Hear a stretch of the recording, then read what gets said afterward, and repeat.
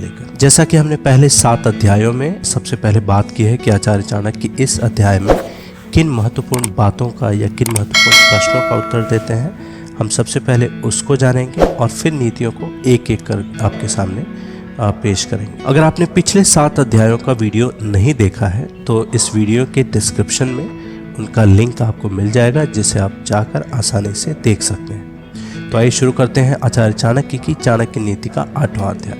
आइए शुरू करते हैं इस अध्याय के महत्वपूर्ण प्रश्नों से, जिनका उत्तर आपको इसमें नीतियों के थ्रू आचार्य चाणक्य देते हैं। तो सबसे पहला क्वेश्चन है कि क्या है बड़े लोगों की दौलत। दूसरा क्वेश्चन है कि हमारे विचार किन बातों पर निर्भर करते हैं। पानी हमें कब पीना चाहिए और कब पानी पीना जहर के समान होता है। तीसरा क्वेश्चन आगे है कि फिर क्या है जो उपयोग न करने पर खो जाती है, खत्म होने लगती है, और ऐसे कौन से लोग हैं जो विनाश को प्राप्त होते हैं, और इस धरती पर बाहर कौन कौन से लोग हैं। तो इस वीडियो को अंत तक देखें ताकि आपको इन सारे प्रश्नों के उत्तर आसानी से मिल जाए। अब शुरू करते हैं सबसे पहले प्रश्न से रिलेटेड नीति पर, जो ये कहती है कि नीच वर्ग के या निम्न वर्ग के लोगों को दौलत की चाह होती है। मध्यम वर्ग के लोग जो होते हैं उनको दौलत और इज्जत दोनों की चाह होती है, लेकिन जो उच्च वर्ग के लोग होते हैं वो सिर्फ सम्मान चाहते हैं, क्योंकि सम्मान ही उच्च लोगों की असली दौलत है। फिर अगली नीति हमें बताती है कि हमारे विचार किन बातों पर निर्भर करते हैं। हम जो सोचते हैं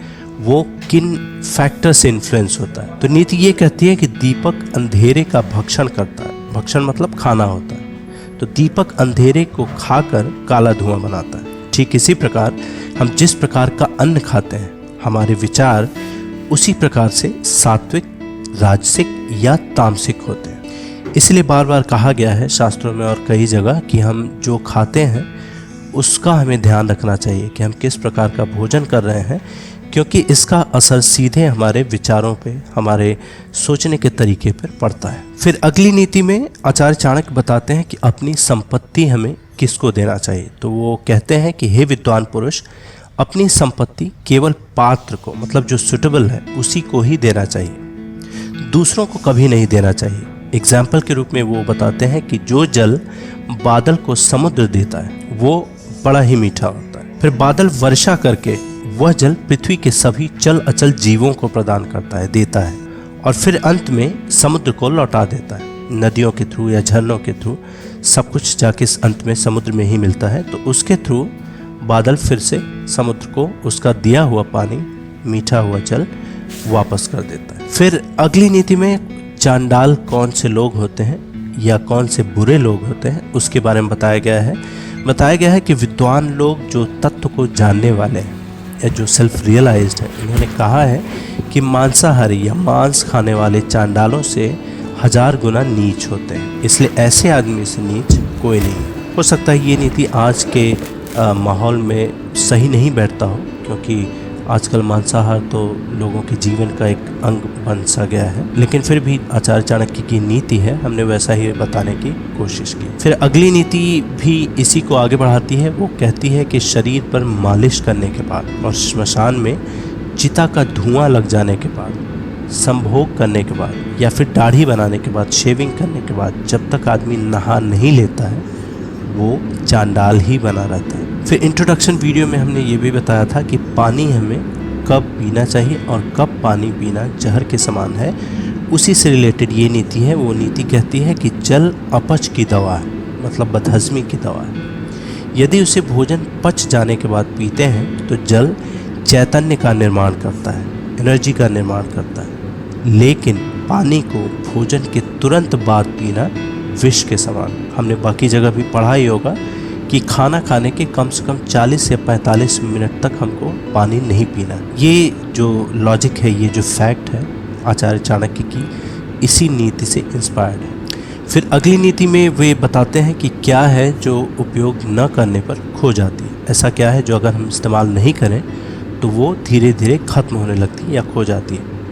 तो नीति है कि यदि ज्ञान को उपयोग में न लाया जाए, मतलब जो भी पढ़ाई लिखाई की है, विद्या जो हमने किया है, जो अर्जित किया है, उसे अगर उपयोग में न लाया जाए तो वो खो जाता है। आदमी यदि अज्ञानी है तो आदमी भी खो जाता है। सेनापति के बिना सेना खो जाती है। मतलब अगर कोई डायरेक्शन देने वाला नहीं हो कमांडिंग ऑफिसर नहीं हो किसी सेना के लिए तो सेना का कोई गोल नहीं रह जाता, उसका मकसद भी खत्म हो जाता है। उसी बात को यहाँ आचार्य चाणक्य कहते हैं। और पति के बिना पत्नी खो जाती है। फिर अगली नीति में वे बताते हैं कि अभागा कौन, सबसे बदकिस्मत कौन। तो नीति कहती है कि वो आदमी अभागा है जो बुढ़ापे में पत्नी की मृत्यु देखता है। वह भी अभागा है जो अपनी संपदा संबंधियों को सौंप देता है। और सबसे बड़ा अभागा वो भी है जो खाने के लिए दूसरों के ऊपर डिपेंडेंट है, दूसरों के ऊपर निर्भर है। फिर अगली बातों में भी ज्ञान का ही आचार्य चाणक्य ने वर्णन किया है। वो बोलते हैं कि कौन सी बातें बेकार हैं। इसके बारे में अगली नीति है, वो कहती है कि वेद मंत्रों का उच्चारण करना लेकिन निहित यज्ञ कर्मों को ना करना। मतलब अगर किसी मंत्र से जुड़ा हुआ कुछ कर्म है, जैसे हवन करना है या उससे रिलेटेड और भी कुछ एक्टिविटीज़ हैं, उसको अगर हम नहीं कर रहे हैं, सिर्फ मंत्र का ही उच्चारण किए जा रहे हैं, तो वो यूजलेस है, उसका कोई इम्पैक्ट नहीं है, वो करना ही व्यर्थ है। फिर आगे बोलते हैं कि यज्ञ करना लेकिन बाद में लोगों को दान देकर तृप्त ना करना। यज्ञ तो हमने कर लिया, लेकिन बाद में अगर हम किसी को दान नहीं देते हैं तो यज्ञ का फल भी हमको नहीं मिलता। पूर्णता तो भक्ति से ही आती है, भक्ति ही सभी सफलताओं का मूल है। फिर मन के बारे में भी आचार्य चाणक्य अगली नीति में बताते हैं। वो कहते हैं कि एक संयमित मन के समान कोई तप नहीं है। संयमित मतलब होता है बैलेंस्ड। एक संयमित मन के समान कोई तप नहीं है। संतोष के समान, सेटिस्फैक्शन या कंटेंटमेंट के समान कोई सुख नहीं है। लोभ के समान कोई रोग नहीं है। अगर आप ग्रीडी हैं, लालची हैं, तो उसके समान कोई रोग नहीं है। और फिर दया के समान कोई गुण नहीं है। आजकल के युग में एंग्जाइटी और गुस्से का बहुत जिक्र किया जाता है, क्रोध का बहुत जिक्र किया जाता है। हर जगह अगर हम पढ़ते हैं, योगा करते हैं या और भी कोई एक्टिविटी हम करते हैं सेल्फ डेवलपमेंट के लिए, तो उसमें क्रोध को, एंगर को एक बहुत बड़ा फैक्टर माना गया है। तो उस पर आचार्य चाणक्य की अगली नीति है, वो कहती है कि क्रोध साक्षात यम है। यम मतलब यमराज को यहाँ बोला गया है। क्रोध साक्षात यम है।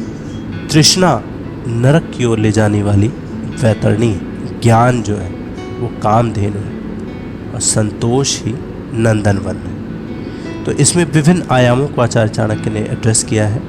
क्रोध को, फिर तृष्णा बोलते हैं हम, जेलसी को, एनवी को, एनवियस को, और फिर ज्ञान, नॉलेज को, संतोष यानी सेटिस्फैक्शन या फिर कंटेंटमेंट को। तो उसी के बारे में ये बताया गया है। ये चारों क्वालिटीज़ एक दूसरे से ही रिलेटेड होते हैं, और क्या आपको फ़ायदा करता है, क्या आपको काफ़ी नुकसान पहुंचा सकता है, इसी बारे में इस नीति का वर्णन किया गया। फिर अगली नीति है कि नीति की उत्तमता ही व्यक्ति के सौंदर्य का गहना है। उत्तम आचरण से, अच्छे व्यवहार से व्यक्ति को उत्तरोत्तर ऊंचे लोक में चला जाता है। और फिर सफलता ही विद्या का आभूषण है। आपने लाख पढ़ाई लिखाई कर ली हो, लेकिन अगर उससे कुछ आपको सक्सेस नहीं मिल पाता है तो फिर उसका कोई मोल नहीं, कोई मूल्य नहीं। इसलिए एज अ रिजल्ट उसको एज अ बाय प्रोडक्ट विद्या का सफलता को माना जाता है। उचित विनियोग ही संपत्ति का गहना है। फिर अगली नीति है, वो कहती है कि नीति भ्रष्ट होने से सुंदरता का नाश होता है। हीन आचरण से,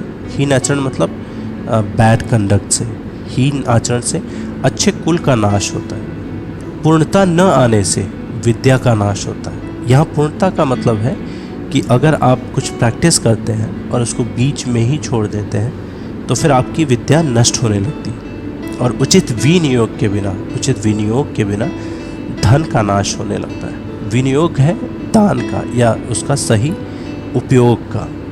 तो अगर धन को आप सही उपयोग नहीं करते हैं तो फिर धन का नाश होने लगता है। फिर शुद्धता के बारे में अगली नीति है, जो ये बोलती है कि जो जल धरती में समा गया वो शुद्ध है। परिवार को समर्पित पत्नी शुद्ध है।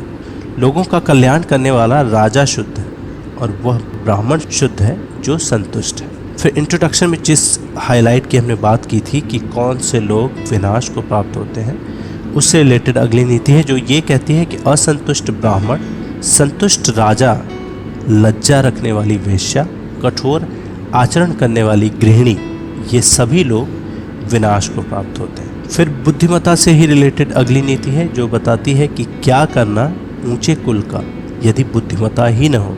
एक नीच कुल में उत्पन्न होने वाले विद्वान व्यक्ति का सम्मान देवता भी करते हैं। यहाँ जैसा कि हमने पहले 7 चैप्टर्स में देखा था, आचार्य चाणक्य ज्ञान को, बुद्धिमत्ता को, विजडम को काफ़ी अप्रिशिएट करते हैं और काफ़ी बार उसका जिक्र करते हैं। इस नीति में भी उनका यही कहना है कि यदि हम भले ही हम कितने ही ऊंचे कुल के हों, लेकिन अगर विद्वान नहीं है या बुद्धिमान नहीं है तो फिर उसका कोई फ़ायदा नहीं है। वहीं अगर कोई नीच कुल में भी उत्पन्न हुआ हो, पैदा हुआ हो, लेकिन वो अगर बुद्धिमान है, ज्ञानी है, तो उसका सम्मान देवता भी करते हैं। फिर अगली नीति में भी विद्या या ज्ञान का ही महत्व बताया गया है। फिर नीति कहती है कि विद्वान व्यक्ति लोगों से सम्मान पाता है। विद्वान उसकी विद्वता के लिए, ज्ञान के लिए हर जगह सम्मान पाता है। यह बिल्कुल सच है कि विद्या हर जगह सम्मानित है। फिर ज्ञान के नुकसान क्या क्या है? अगर आप विद्याहीन हैं, ज्ञान रहित हैं, तो उसमें नुकसान क्या क्या है उसके बारे में बताया गया है कि जो लोग दिखने में भले ही सुंदर हो, जवान हो, अच्छे कुल में पैदा हुए हैं, वो बेकार हैं यदि उनके पास विद्या नहीं है, ज्ञान नहीं है। वो तो पलाश के उन फूलों के समान हैं जो दिखते तो बहुत अच्छे हैं, लेकिन उनमें कोई खुशबू नहीं होती, उनमें महक बिल्कुल नहीं होता। फिर इंट्रोडक्शन में बताए गए उस क्वेश्चन का आंसर इस नीति में मिलता है, जो क्वेश्चन है कि इस धरती पर भार कौन सा है। तो नीति कहती है कि ये धरती उन लोगों के लिए भार से दबी जा रही है जो मांस खाते हैं, मदिरा पान करते हैं, बेवकूफ़ हैं। वे सब तो आदमी होते हुए भी पशु ही हैं। फिर इस चैप्टर की आखिरी नीति है, वो यज्ञ के समान है। उसमें बताया गया है कि उस यज्ञ के समान कोई शत्रु नहीं जिसके उपरांत लोगों को बड़े पैमाने पर भोजन ना कराया जाए। ऐसा यज्ञ राज्यों को खत्म कर देता है। यदि पुरोहित यज्ञ में ठीक से उच्चारण ना करें, मंत्रों का उच्चारण यहाँ कहने का मतलब है ना करें, तो यज्ञ उसे खत्म कर देता है। और यदि यजमान लोगों को दान एवं भेंट वस्तु या उपहार या गिफ्ट ना दे तो वह भी यज्ञ द्वारा खत्म हो जाता है। ये थी आचार्य चाणक्य की नीतियाँ अध्याय 8 से। ये वीडियो आपको कैसा लगा हमें ज़रूर बताएं। आपके कमेंट्स, आपकी टिप्पणियाँ हमारा उत्साह बढ़ाती हैं, तो कमेंट्स और अपनी प्रतिक्रियाएं हमें ज़रूर दें। अगर आपको कोई क्वेश्चन है इन नीतियों से रिलेटेड, चाहे इस चैप्टर या फिर बाकी 7 अध्यायों से, तो वो भी हमें आप लिख के पूछ सकते हैं कमेंट्स के माध्यम से। और अगर ये वीडियो आपको पसंद आया हो तो इसे लाइक करें, शेयर करें, ताकि हम और भी इस तरह की वीडियोस को आपके सामने ला सकें। बहुत बहुत धन्यवाद।